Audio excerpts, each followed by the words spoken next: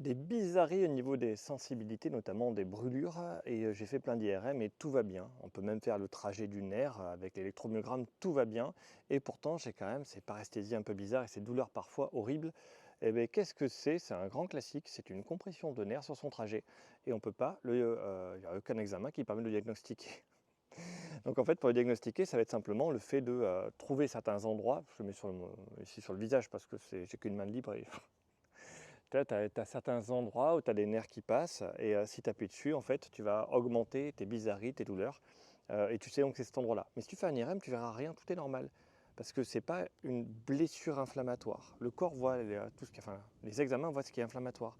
L'IRM, ça voit les mouvements de liquide. Donc si tu as beaucoup de mouvements liquides, beaucoup d'inflammation, tu vas voir qu'il y a un problème. La radio, tu vas avoir la densité des tissus, quelque chose qui est cassé.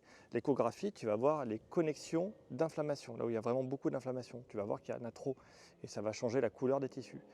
Donc si toi c'est presque normal, parce que c'est fibrosé, une structure qui est collée, qui est raide et qui écrase un peu tout ce qu'il y a autour, mais que ça ne crée pas une inflammation visible avec une déformation, ce qui est assez courant dans la pathologie chronique, eh bien, on ne pourra jamais le voir à l'IRM. Donc la plupart des maladies chroniques ne se voient pas s'il n'y a pas d'inflammation à côté, ou si la structure n'est pas déformée. Donc voilà, pour te dire que c'est normal qu'on ne voie pas tout aux examens, parce que on voit l'inflammation de manière préférentielle, en tout cas pour l'IRM et l'échographie.